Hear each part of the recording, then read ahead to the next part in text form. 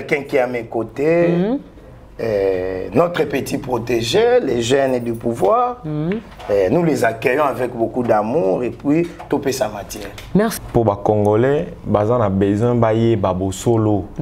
Toyaka awa pona kokosa bango te, toyaka te pona koyebisa bango makambo tokoka kosala te, o tokoloba tosala te. Une chose, pona nini te bakocha ta musakata, muyaka, mubuyu, mukongo, ça sent pas bon. Mamuluba, bon ya lobite, bachata mutu mususu te. Likambo wana débat toza nango eza débat ya muluba te ya mungala te muswahili te. Débat toza nango awa parce que ndenge batie ndeko kadima wana ezali lelo tokoloba eza victoire ya méritocratie.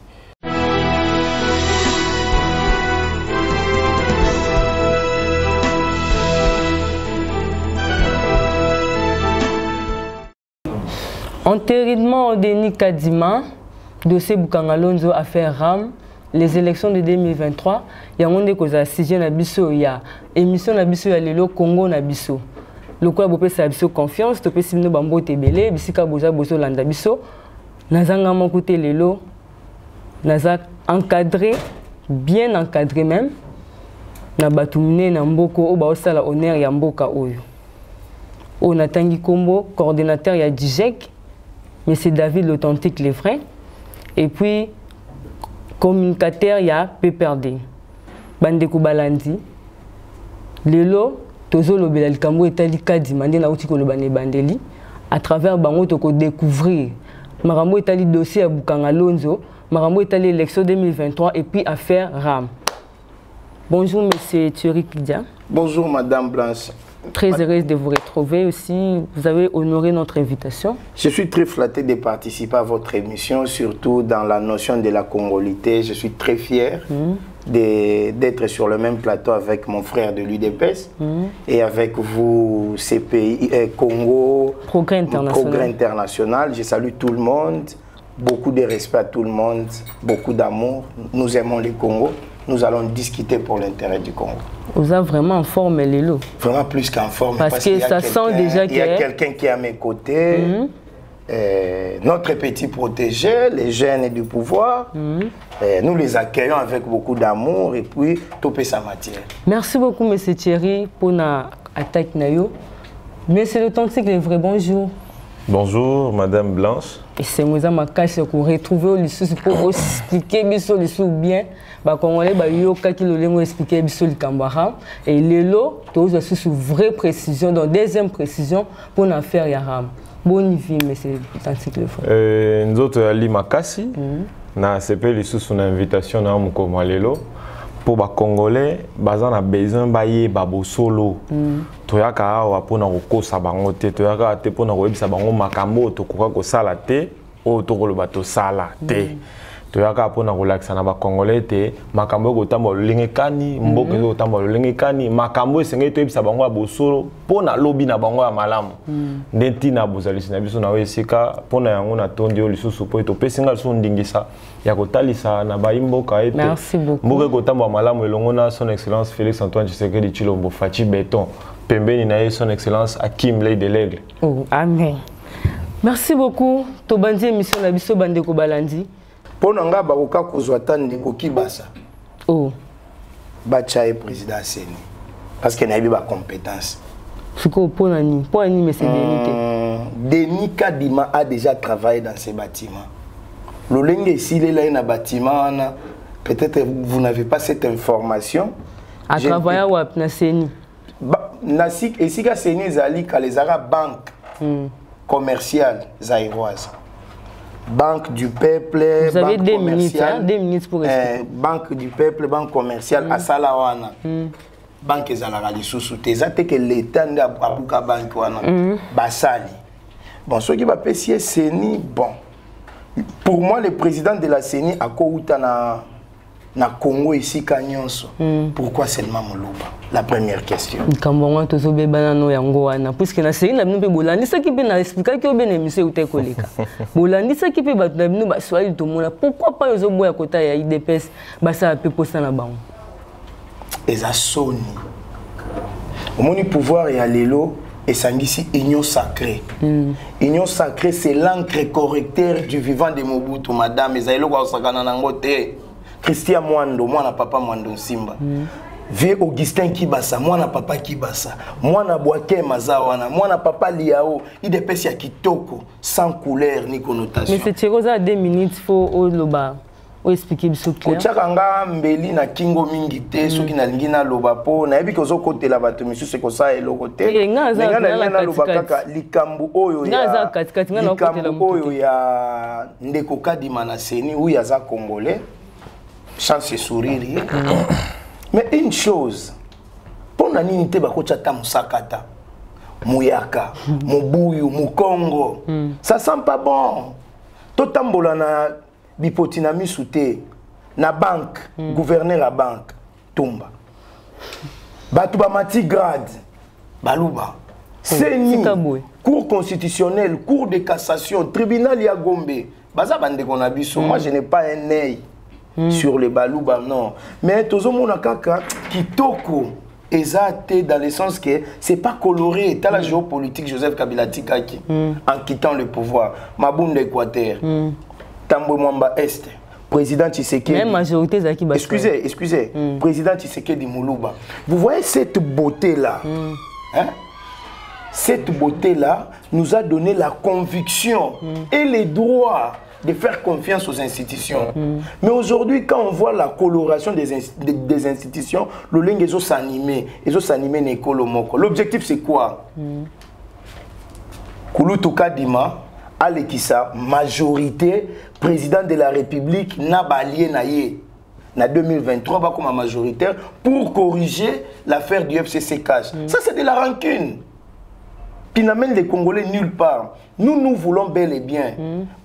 Batia n'importe qui n'a séni, mais Moulou Baté.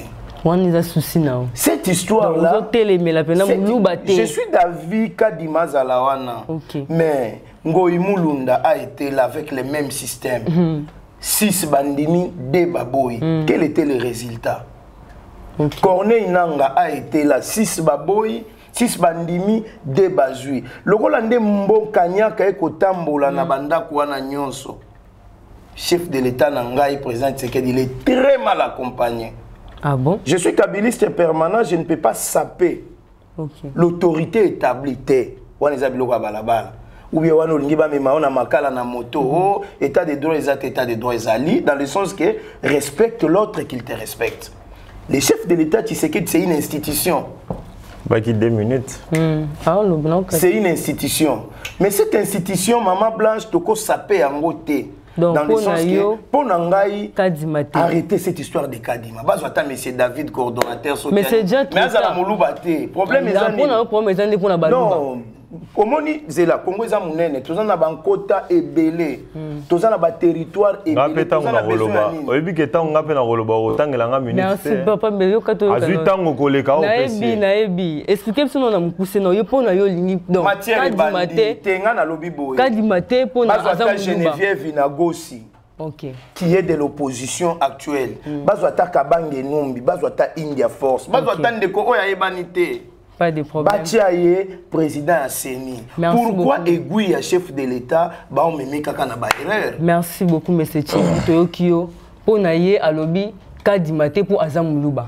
Non seulement Azam Moulouba. Merci beaucoup, Azam du contraire à chef de l'État. Ok, Toyoka non, monsieur David. Monsieur David, pour naïe, il continue au copé ça pour na enterrement à monsieur Denis Kadima. Matondi mingi pour na maloba. Na bandi na bandeli na loba kite. Ba Congolais bazana pour ça bosolo. Toyaka wate poto loba mingi koleka. Po maloba mingi koleka elinko loba bosolo te. Ngai nazo obligé tena l'exangonga oyo pesinga pote ba Congolais ba comprendre. Ba yo kaka lingala. Ba yo ki ba Congolais ba yebi na na loba bosolo na nya okosa. Na kokota na ba débat mike wana te. Ngai na koyana na motuna wana. Ya Denis Kadima. Denis Kadima oyebi esengeli biso ba Congolais to kotselo moko na mutu na biso ata bakambi ba kokamba biso bakamba mboka na état d'âme te kasi na âme de l'état Congolais nyonso o azana bosenga makambo etambola makambo kende liboso non yebisanga yi soki lelo yo président Seni to kokoba kaka na koluka président Seni mikolo nyonso mboka pe yotambola te. OK. Bande kona biso na yoki ndeko na biso asepeli nango te. Nazona litono wana ya muno kwa mboka. Eza motu ya mingi na ba congolais wana na koloba na été na koyebisa na ba congolais totika ba propos discriminatoire.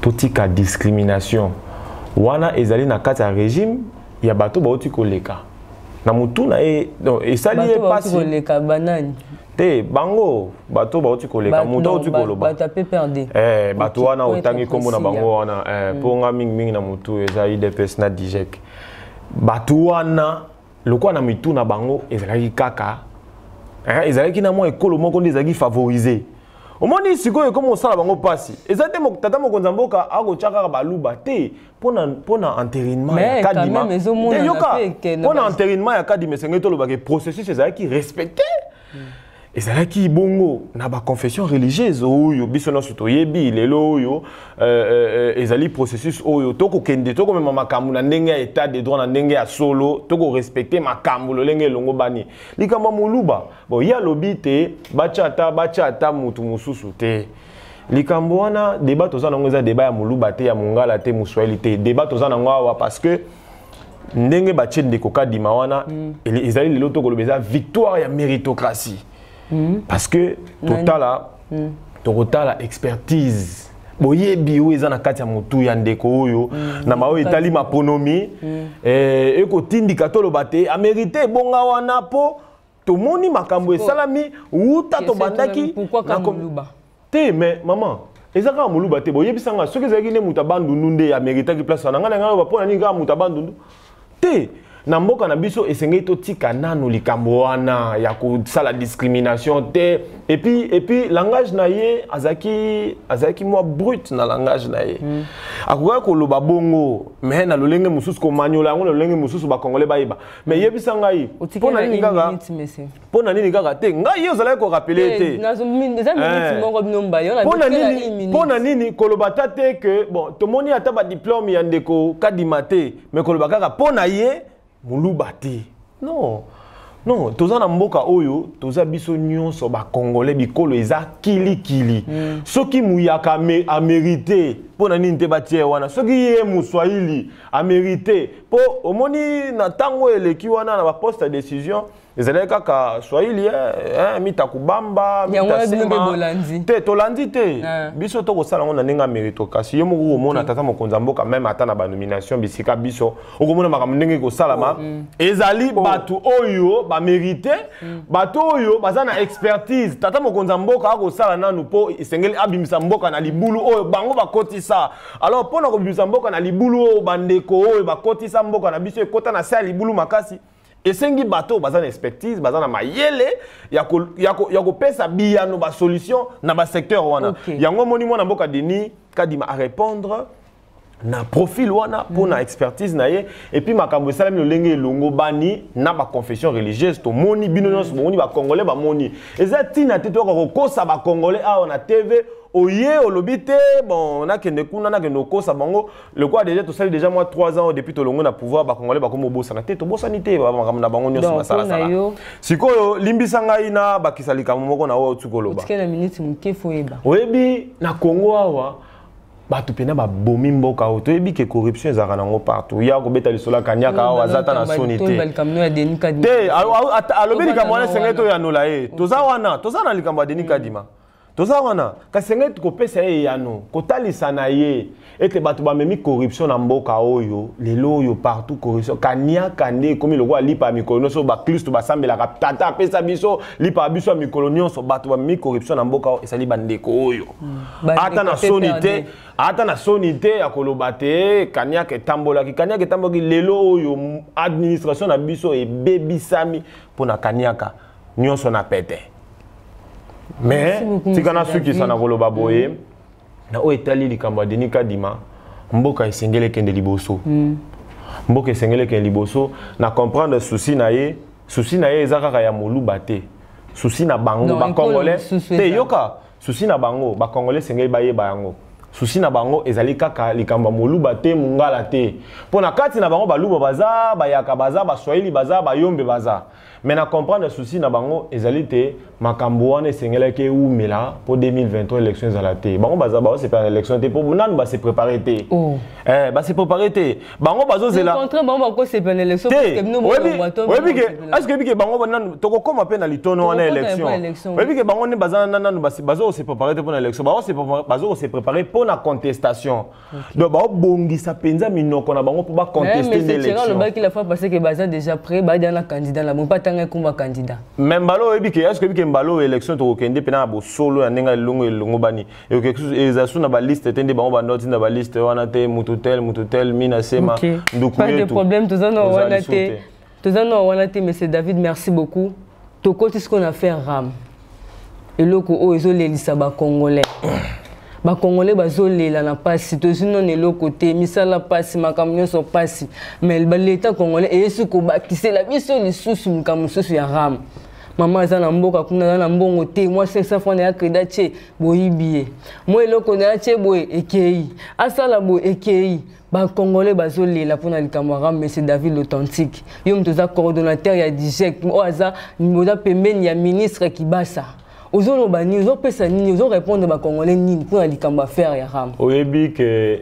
ndenge to lo baratango iso te pona kotonga ekolo esengaka misolo batongaka mboka na maloba te kasi na misala oyebi na mboka na biso lelo oyo batu lokola ba son excellence Félix Antoine Tshisekedi Tshilombo Fachi Beton na son excellence Augustin Kibasa Maliba Kim Lay de l'Aigle bazali bato esengeli tout simba na maboko po na mikoleleki yambo ete na yanola na motuna na yo na mikoleleki na régime ya bandeko oyo ba komisi biso ba congolais ba bola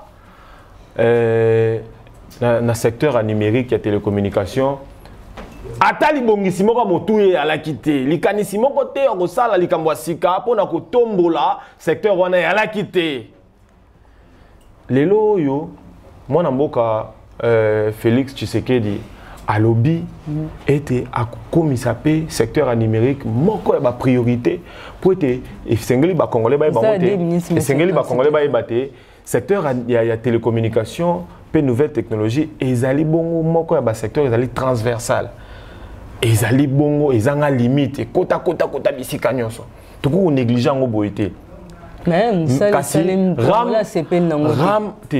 ba congolais ba sepeli na ram makasi ba yambi yango wana ezali sa wana ona lopoto tokoloba to bengaka infodémie bato bako panza sango ya mabe bato ya makanisi mabe bato balingi mboka oyo ekoma na kozalaka na libulu omonite lelo oyo yambo na maniola malamu oyo ezali ram esenge na yebisa lisu ba congolais tokolemba te ezali bongo droit ya ba congolais bayeba bosolo basosola malamu nini ezali ram oyebi te yoka tika ngai na yo tuni motuna biano yali epa na ngai epa na ngai omoni sikoyo ke alobaki na ebandelite ozo favoriser bato mosusu yende ozo favoriser otikeli ngonga mingi aloba ngai nalingi o ngana koloba nde eza motu ya mpona bakongolais ye kosala nde yo tokoloba diversion bakongolais babosana bosoto na bango mpo bandimela ye lokuta na ye toye koyebisa bakongolais bosolo oyo ngana ye koloba eza motu ya mpona mama oyo akolanda nga asalaka kwanga na kata kokombe aza na bosenga ayeba rama yango eza nde nini ba congolais sengeli bayeba lelo oyo ram epona kosunga biso ram ezali d'abord registre des appareils mobiles ezali eloko projet oyo eyebongo kotombola pe secteur ya télécommunication na nouvelle technologie ya mboka na biso pona kobanda ram ezali te oyo ba congolais bakokanisa ram ezali kosunga biso na makambo kilikili esengeli koyeba te l'état azalaki na contrôle te ya secteur moko secteur ya télécommunication nouvelle technologie tomoni biso tomoni bolamu ram eye lelo oyo tomoni batu oyo bakomi siko ko manipuler population pour na ba intérêt na bango pour na kolobate pousser pour ngongezo leka lelo oyo ba congolais ba enregistrer ba se faire enregistrer tomoni nombre exact ya ba abonnés ya ba réseau de télécommunication mais avant tozoki ba chiffre mususu o ezalaki ya lokuta bazalaki ko futa ba taxe tenenge sengeli mais lelo oyo à travers RAM mosolo comme kokota na libenga l'état mais tika na maniola malamu pona tango lobi na ngai te ba congolais ba kolela ba ko iba bango te ba congolais ba yebi ete RAM ezali pona intérêt na bango po ete lelo oyo RAM eko sunga biso lokola son excellence Augustin Kibasa Maliba Kim Lay délégué alobanga liboso ba élus nationaux alobaki wana esika bato ya mitama be ba bongola ki maloba na ya alobaki te RAM ezali pe ko accompagner enseignement ezo ko accompagner éducation nationale uta na classe ya C uta na université bisika nyonso ezali ko accompagner ngo parce que lelo to komona muke vente ya syllabus na université zolimo ezali grâce à RAM lelo yo moi na ju diplôme d'état koko ke na logiciel mongo boya beti ya bimisa attestation de réussite na ye sans que akende soki wapi ngo apesa ba mbongo bazongisa après 2 semaines omoni RAM ezali malamu esengeli pe tokotsa mitu na biso likanisi ya ko contribuer pour na ntombo ya ekolo tozali ba congolais mboka o ezali ya biso ce qui est omoni batu ba kokende pardon omoni batu ba kokende na ba considération ya que RAM omoni ba congolais ba manipuler les sous population ezali pona ba intérêt na bango omoni pona bande konanga ezali ko to benga récupération politique bango nde bazana ba kota déjà zambo bango ba kota wana busole bunga ba ebite basala nini siko awe bate awo lukelo ko moko diembela po ba congolais ba mona tabola mona biso to yebi déjà bosoto na bango omoni pona ba réseau de télécommunication pe sengeli ko bakisali tono wana ezali motu ya po balingi contrôle te ba réseau de télécommunication lokwa balingi contrôle te rame ko talisa biso bosolo na o etali nombre ya ba abonnés na bango excusez yo quand on question mon na tuna teme o yo zo lingate réseau te na tuna ka makambo ba congolais baza na boso pona ba réseau po ba réseau comme da ko kima bino comme ko laksa congolais que osomba ba minute mais osomba so ba crédit parce que c'est code dans le temps ba congolais yango na linga ina koma wana yango na ina koma wana oyebi que synthétiser oyebi mboka o eza ba congolais omoni ba congolais ba zoba te bino bo sala bongo bokanisi te bozo tirer profit boko sala pona mabumu na bino mabenga na bino etonda bozwi lokola bomesana boye na mboka oyo pona konduka ba congolais bakoba na kati ya bobola tika na yebisa bino eloko moko te makambo boko sala ana eza na suka nango pese pesa mi na suka nango po lelo oyo to komona bato bakobundisa RAM tala kino motema mabe motema te yoka motema mabe ya bato wana bakomiti koteka na ba minutes po ba congolais ba contribuer te na mboka na bango ne ba kosala campagne ya diabolisation ba congolais balinga RAM te RAM en réalité ezali po na intérêt ya ba congolais ezali po na intérêt ya ba congolais mais bato wana lokwa balingi na bango de contrôle te et sepelisi bango te RAM e kozongisa bango na nzela ya malamu na mokuselo na ko webisa ba congolais ete toza na tango yo ya kolanda ba manipulation te toza na tango bokabwani te oyo komi tango to simba na elongo po ete to tonga mboka na biso to pesa ntombo na mboka na biso po na lobby na biso ya malamu bana na biso na bakoko na biso. Merci beaucoup monsieur David. Biso moto uti koyoka ninga expliquer biso sur makambara to yepa messagerie pour na yo RAM ozomona ndengeni oyoki madame de monsieur David a uti ko expliquer biso ba avantage yo surtout ya RAM que ils ont aidé enseignement dans la primaire na université et puis il faut baxelo moko bolimbisi mama bolimbisi RAM ezali ko lutter contre ba téléphone contrefait ba congolais baza exposé na ba maladie kili na ba téléphone à moniato. Merci beaucoup monsieur David. Olandie malamu okoki ko pesa lobani place na makambo ya uti ko nayoki pasi po azolanda nzala kolia. Si c'était un homme d'État, pour moi, il ne peut pas venir ici pour faire la publicité d'un individu. Moi, j'aimerais mieux qu'il parle de son parti. S'il vous plaît, madame, j'arrive doucement. Souci nanga ezalaki ya mutuya, alobela likambwata ya parti na ye parti politique, o izana ba logique rationnelle, ke alobela biso makambo ya kokumisa mutu na RAM. Bandaka la FCC fala tchango na mesa quand on était au pouvoir, quand nous gérons la chose de l'État, nous avons la possibilité de nous Congolais, RAM, mais total qui petit peuple a gagné à Kandengeni pour pas payer. Oyo nyo sezo sale masikoyo ngana ko benga ngo récupération politique te na ko benga ngo chercher à se faire aimer na ko benga yango eloko moko ya kolobake bazana mission te et ali moibi pona nini registre des appareils numériques, c'est pas ça? Bon, mobile, dis-moi. mobile. Bon, mobile, numérique. On a comme ça au RAN. Ok. Mobile, registre des appareils mobiles. Merci, c'est bien. Vous avez ma casse côté au bongo. En étant, bon, na lingala, bazo koma bazako identifier l'appareil wana nyonso. Na mukanda au chef de l'État pesa bango ndingisa bachango à l'œuvre. On n'a pas dit qu'il faut babanda kokata peuple congolais na téléphone. C'était quoi? Omoni, je suis en train d'expliquer les textes. Ok. Qui fait support, il y a RAM et Zala mise en application. Et puis Sandeko Kibasa, étant que ministre des Titels, et puis sa ministre Oyaza chargé dans Makambouana. Regarde, il y a une aventure et Otoleka. Kabunda Bengisi Batou, bon, vice-président de l'Assemblée nationale, pour ne pas citer les noms, à Bengisi Batouna, hôtel du Fleuve. Alobi, les ministres est pour rien. Bah, Géraka coordination et Géraka Ram, ils ont la présidence de la République.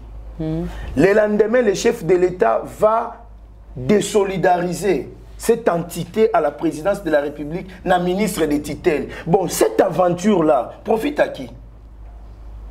Il ne faut pas venir à la télévision, excusez, il ne faut pas venir à la télévision, na souffrance autozalaranango, na auto-vivra pas si vous venez saper conscience à peuple congolais en disant que non, tozo luka komi lingisa, et pas nani, et pas mon toutain.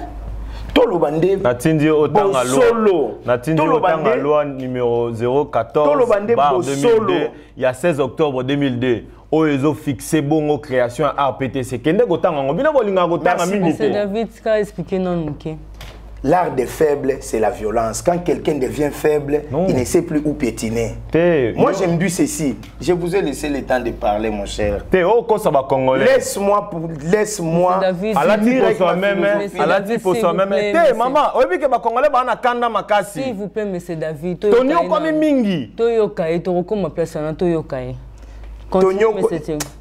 Batoyer des pères, il faut bassambila la Kabila à vivant.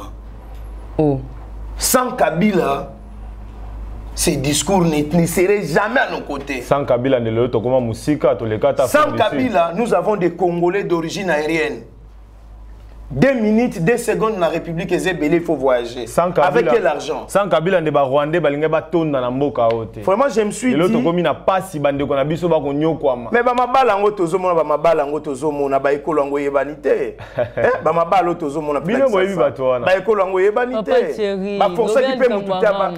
doucement, madame, rentrez dans votre assiette.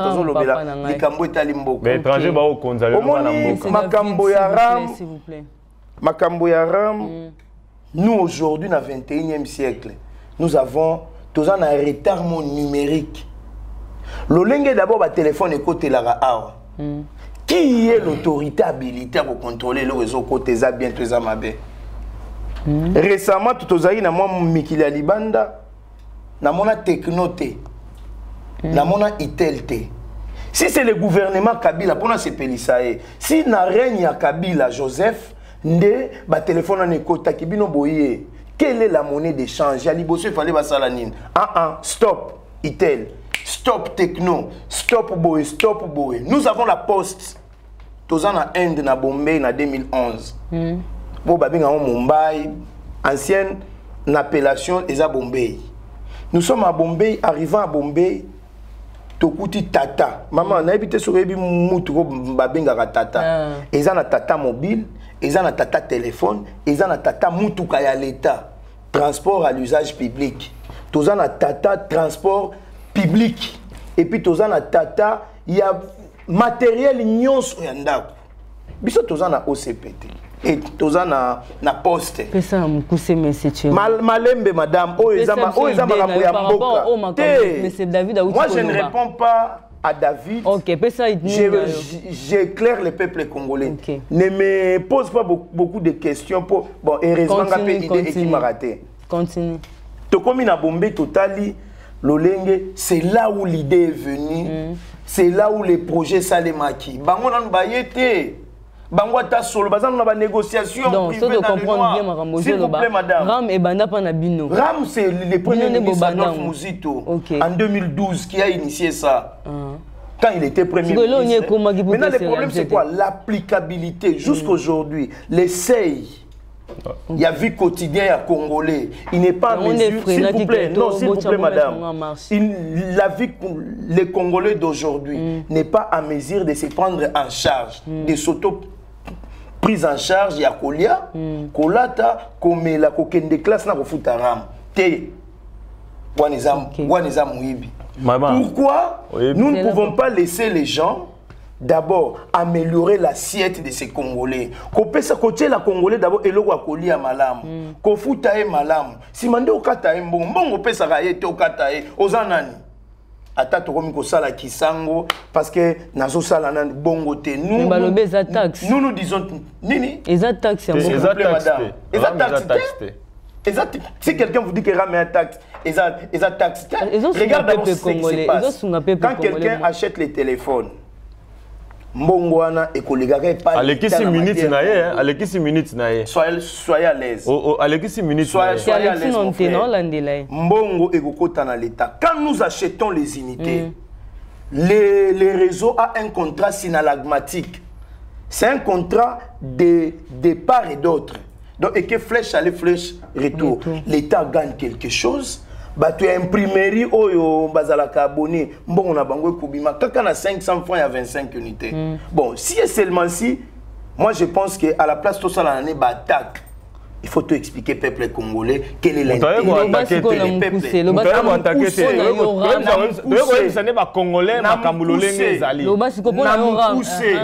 Ram, ils en bienvenue. S'il y a des étudiants qui se sapent, qui se donnent le luxe, il y a non, ne touchez pas à mon rang.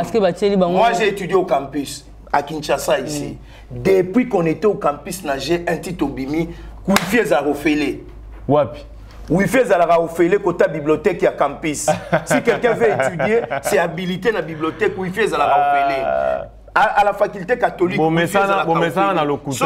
ceux qui ont foutu syllabus, ceux qui ont foutu foi académique. Ceux qui ont comme un site, s'il vous plaît, apprenez. Ceux qui ont comme un site au Wi-Fi et Zali, on ne vous demande pas l'argent. On dit Bordero nous awapi. Ceux qui ont la kisi Bordero va payer sur code. On peut exercer dans mon attend. Excusez madame. Le Kouta Makasi. Le Kouta Makasi. Oui, nazo chita. Le Kouta Makasi. Oui, madame. S'il y a des banderoles au niveau du campus, au Télémisaki, c'est la Ligue des jeunes de l'UDPS qui est oui, non, nous on a fait ça. On a fait ça, nous, on a fait ça. La Ligue des jeunes, c'est la, excusez, la politique gère tout. Même aux élections, il y a coordination. C'est terrible.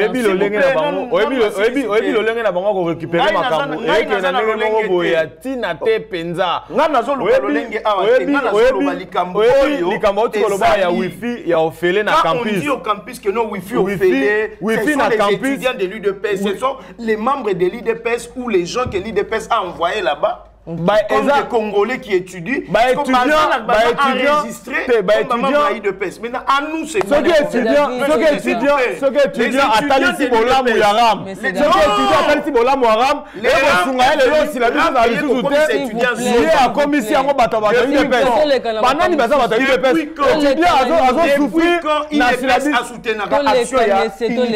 Depuis quand l'IDPS a soutenu la action? Ah, mais on était bon, on va pas avoir ma sas. Mais c'est Bino pe beta ba étudiant matin bango. Bino pe soutenir ba étudiant. Mais c'est mi bango tongo midi pourquoi mais étudiant ba lo belo côté ba revendiquer le côté. Excusez-moi. Soki minerva le mati étudiant le bete masasi. Il est miliki. Lelo IDPS là. Soni ezalité pas na pote okolo ba makambo oyebi ke ali lokuta ba congolais ba ba solo. Lokola toya apona ba solo ba congolais sengai ba solo. Et ali kokamwa mimi ba étudiant ba sili campus wana ba étudiant ba mingi pona ko revendiquer za ba droit na bango. Ozali ka makolo ba. Ozali ka makolo ba biso elandi. Tokia likambo ete. Esengeli ba imboka bana ko solo bana bosenga bo solo. Ba congolais, oyebi ke ba congolais, oyebi ke ba congolais lelo. Ba congolais lelo la campus. Oyebi ke na oyebi ke pesa lo ba kezaka site ya ide. Ezaka site ya oyebi ke ba criminel. Oyebi ke lelo IDPS madame la c'est oyebi ke na likambo ya kosala. Yali mutuya. Likambo ya kosala. Likambo ya kosala. Ezali kozanga batu bakoja bango maboko. Parce que na 2023 bino bosimba na bima bako kotelisa Congo. Non, mais c'est la réglementation. Tokoma na likambo élection. Tokoma likambo élection. Banga. Nenga zana azolenga déjà. Dossier Bukanga Lonzo balandi bozo mona bino moko ndenge température ezomata. Tokoti na dossier Bukanga Lonzo. Papa Thierry, Madame Blanche. Papa nani ancien premier ministre Matata Mpona Zaki Nangam na bino. Alaki mta IDPS citoyen congolais.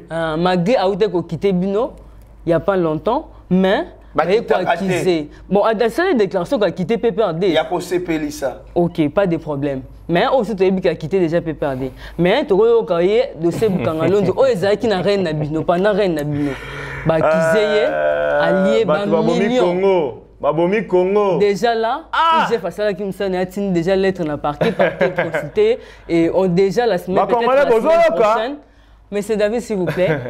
Procès Babomi Congo bateki Congo. Et les en direct na TV na RTNC. Au lobby ni pona parce que ça qui na reine. S'il vous plaît monsieur David, toya pas na yo.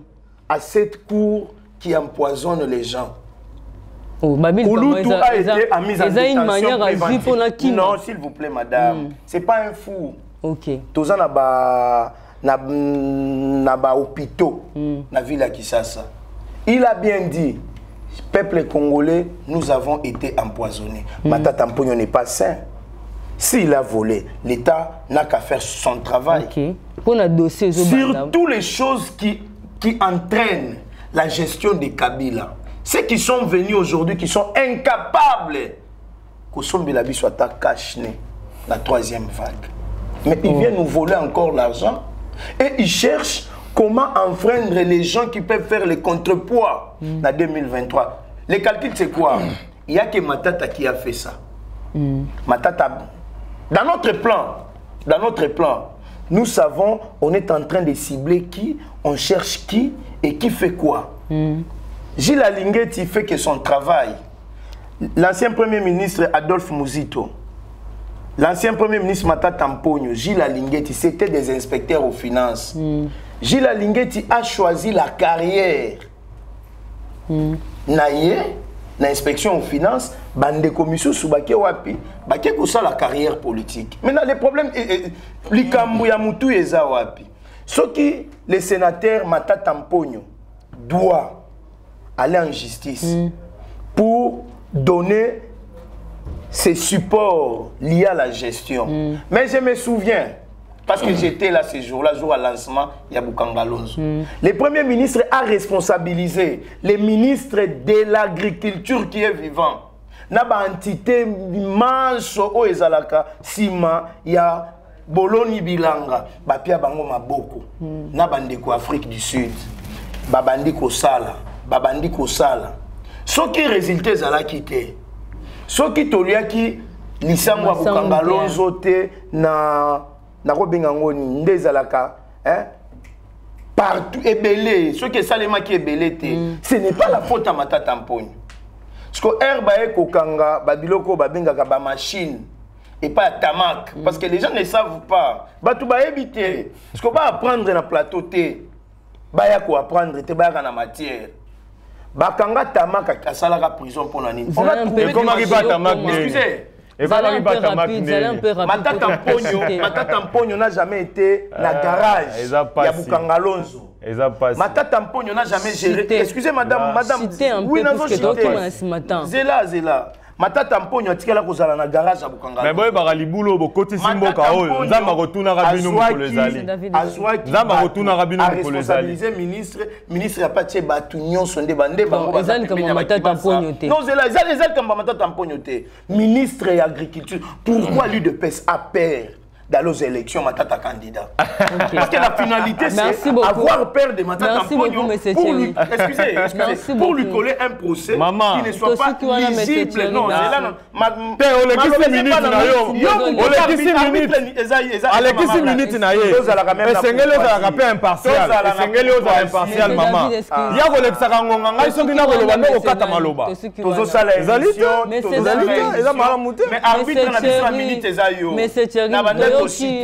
Bon, cité quand maman, il y a une seconde à Pamba. Minute sauf vraiment un peu bref, une seconde à Pamba. Nalobi boy. Likambo ya Matata Mpogno mapone. Une seconde, donc faut être rapide. Il y a une personne qui dit que non, Aloni Masangu na Bukangalonzo à Buki Université. Qu'à cela ne tienne. Cette université est en République démocratique du Congo. Matata Mpogno, Luc Gillon Université Nezaki Campus Louvain. Luc Gillon, ULK, ils ont Bosekota, Bel Campus pas Bosekota. Peut-être que éviter biso toi na kisasa na mutu. Problème est à moko. Matata Mpogno, lui de PES. Na bande ko banso balingi de PES bakabund, bakabuya, bazo cibler batu. Oyo ceux qui toquent na élection, bako ça la surprise parce que bazana shit. Bato ese chaviré. Sikoyo bango nde baza wana baoluka ba bouc émissaire ba beki. Est-ce que pendant les 3 ans au IDPS c'est celle na pouvoir ba kolobande tokanga ki Matata. To comprendre. Donc pona yo Matata Mpogno. Ministre ya tokoye bango na dossier. Tolanda ngo na procès. Tolanda ngo na procès. Mais c'est David Thomas na yo. Bebel Kambota li procès ya Bukangalonzo. Oyebi ezali na pasi na kolela na motema na ngai po ete ba congolais babomi biso kaka na koboma biso kobeta biso masasi te kasi bakomisi biso pe babola. Oyebi bato ya régime baotu koleka lisanga na bango ya bato mabe ya bandoki bambongo bango bazala ko liba soki photo sala émission to finga eza sous la sens quand quelqu'un zando oza ba communicateur eza qualification na non eza qualification moi je ne vais pas dire à Kabundi qui n'est pas intelligent non eza qualification eza yo mtolobi yango yazo gérer mboka o na état d'âme te basa azo gérer peut-être na âme d'état mais c'est David expliquer ata boko finga mais yo wana za na Dubai ya ke sa musala aosala musala zo koba na musala na yo gisa ki basa maliba oyebi banyokoli biso mingi oyebi Bukangalonzo oyebi tangu na koyoka bokolo balika Bukangalonzo na komona masangu boni tonungaki tolia bato bakufaki nzala po azangaki eloko kolia azui akalingi bikedi mususu asali mai ya lobo po eloko kolia eza te. Oyebi bato oyo baza mitama mabe makasi d'abord on peut kobanda na koyanola ona ebandeli ndenga alobaki ete nani bato biso tokosala ye mwana mboka Matata Mpogno akokende te koyanola na invitation wana po ye ndenga alobi makambo nyonso alobi wana bakongolais bayoki ye esengeli toyeba ete son excellence Félix Tshisekedi akomema sikoyo mboka na ndenga état de droit. État de droit ngoto lobaki yango il y a forcing du état de droit état de droit oh l'état de droit yoka ezo sala batu pasi po na tango eleki ba dignitaire ya mboka azalaki ayibi mbongo wa l'état mais mutako tuna zate mutako landela ya zate po ezali bazo batela ye mutu na bango po na kata moyibi yana certainement misise ezebele bato ebele bakota na kata moyibi wana bayebi. Mais les Bukangalonzo, au bateau, ils ont millions et des millions de dollars. Le rôle qui va saïbi 260 millions à l'objet qui va ça thème de Gérard Ram qui va ça n'a pas cette information a évité la présidence a évité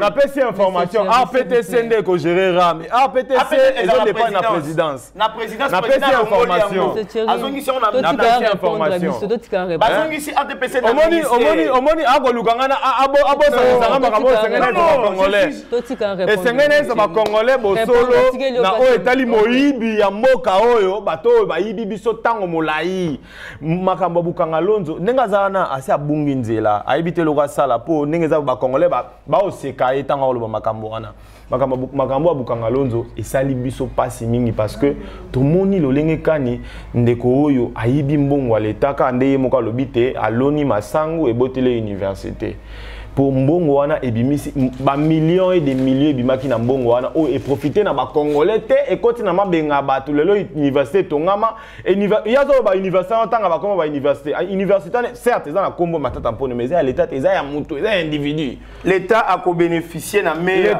l'état a bénéficier il y a les taxes qui seront payées ba taxe ko futama oyo kinenga ko loba donc bango ne bazana esengo na kata moyibi na bango basali kabunda wa matata mpone atika ngapi na loba atika ngapi ça vient d'acheter lupango ya omoni yango atika ngapi na loba atika ngapi na loba atika ngapi na loba ya mwana seti yani atika ngapi na loba atika ngapi na loba atika ngapi na loba atika eliotan azoganga bopo na nini ba congolais bayebi buzoba na bango bayebi mabe basali biso ba congolais bayebi biso nyonso pourquoi tu peux pas parler mon style non oyebi lelo oyo fo ba congolais ne bazana to lobelaka bango makambo ndenge ezali makambo bukanga lonzo tozomona lelo oyo e bandanga kaka boye ete bukanga lonzo bambongo ezokota ezokabolama na se totikala kolia masangu te lelo oyo ba université tongama na actif na ye moto yazo défendre wana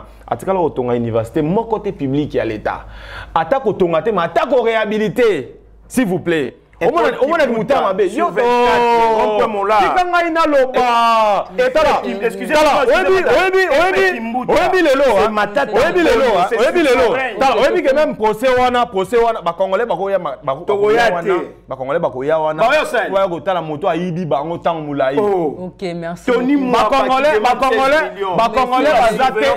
bazaka te bato lisanga makulu na oyo kini kozala 5 000 francs ba congolais ezali te nasisi koyanola te ya lingi te na yanola mpona nini azobanga nini bakongolais bazoyoka lokuta na yo bakongolais bakoyoka lokuta na yo bakoyoka bosolo na koyebisa bango bakongolais bayoka lingala bakongolais bazoba ozotraite nga lokuta te okosi quand Kibasa vole avec les rames, Kibasa il n'a pas volé. Kibasa a idée de voter parce que au Congo le bon ce que a gérer. Tout ce qu'il a dit à la ministre Amon a kata mosolo wana te. Parce que OK. Alors de cette question suka. Ah Nzambe. Nzambe sungamboka na Congo kita oyo pesi bana na yo. Balingi biso te bakoluka to kufa to limwande ko limwa yango awa bungi nzela ayibite alobani na komi koluka ko ambuyenga pona yebisa ba congolais bosolo te tikana ya nola mama oyebi pousser pour RSK déjà monsieur David ba congolais na ko pesa sika na ko pesa moi message moké na ba congolais bandeko na ngai biso na bino to nyokwami elongo nenga zana libumuneza ya kotonda uti kozwa mbongo uti kozwa million basala ko benga eke na TV lobabo ya moi $2000 biso to liango te akobetela masola moyibi awa te kibasa ko yiba bango nde babomi mboka oyo te na misisa to nyokwami mingi ba congolais bolanda balokuta bato te na yebi ke ba ko manipuler biso lokwa ba komisi biso babola ba komi ko yana ba 5000 francs yebi ke ndeko azana nzala zwa 5000 francs ke ndeko finga ngam bango bayebi makamba ko sala pona ko bundisa son excellence Félix Tshisekedi po ete a échoué na mandat na ezali esengo na ye ezali esengo na bango soki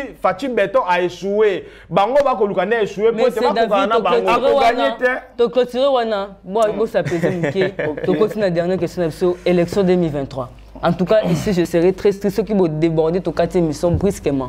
Vous allez respecter ma ministre Nabino. Tu ne pas M. David. Vous en avez 2 minutes à Pamba. Tu succès pas naï. 2 minutes, au PS dans la minute, quand on a un air koto. 2 minutes. Élection 2023. Élection. Et pour ça, mais c'est Thierry, s'il vous plaît. Élection 2023. La émission, tu as dit qu'il y a une élection écolique en 2023. Mais, c'est comme si l'élection est salimate. Mais on affirme qu'il y a une élection écolique en 2023. Expliquez peuple si réellement l'élection est salimate en 2023. Parce que nous avons besoin de la reine.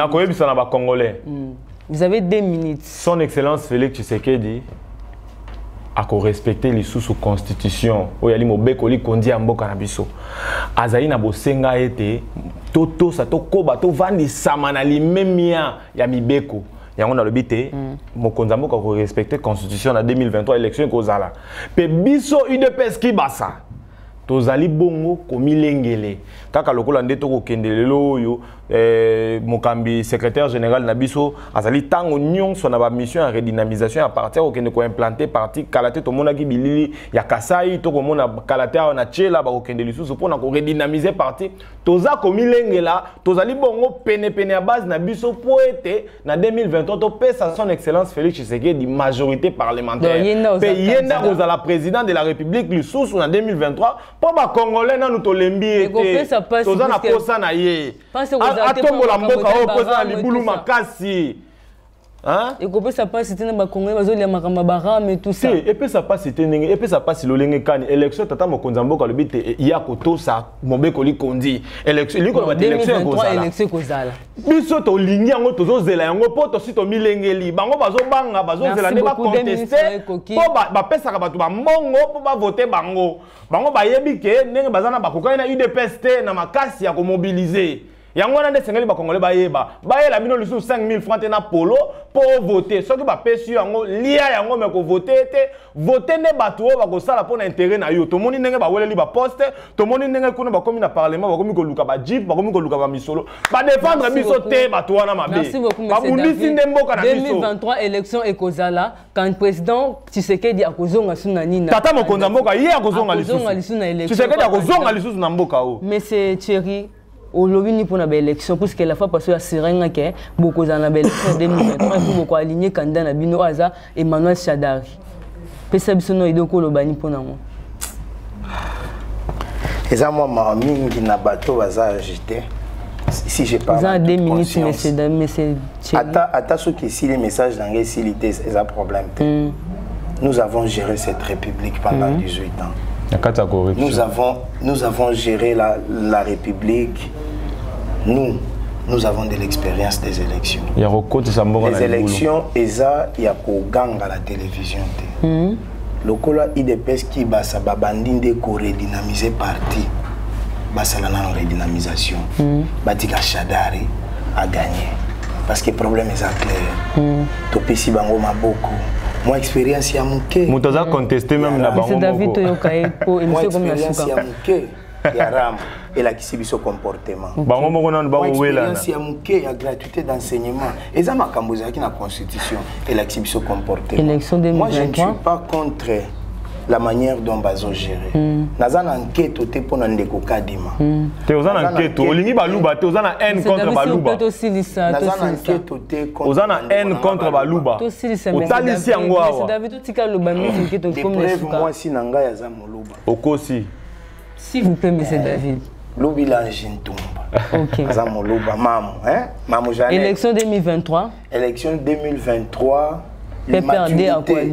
L'immaturité collective aux gens qui IDPS qui basa na IDPS te tout le monde a combat IDPS au bateau azo sala intérim ya IDPS Tshisekedi les pères na IDPS qui basa les pères l'immaturité là bakola les élections a beaucoup de surprises à notre époque on avait l'armée on avait tout armée Joseph Kabila atikala kopesa Shadari pouvoir te apesi na ngambo wana de bon cœur.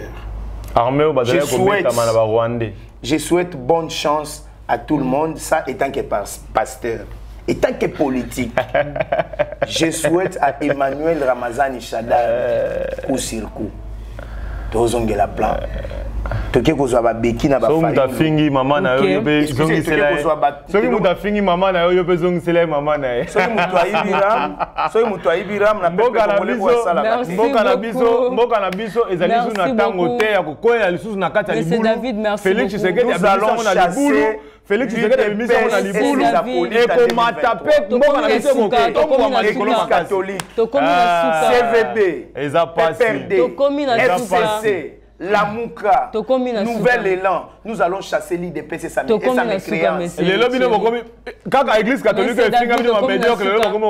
allons chasser la médiocre.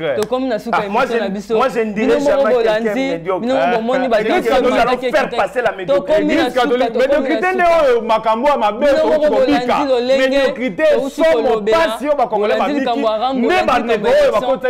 en 2023, le président Fachi a posé l'élection en candidat 2022. Et puis, on va perdre.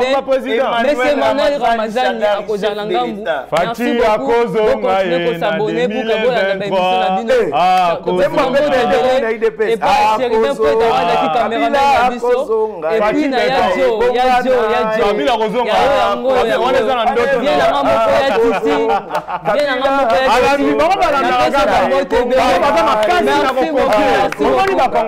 Ciao.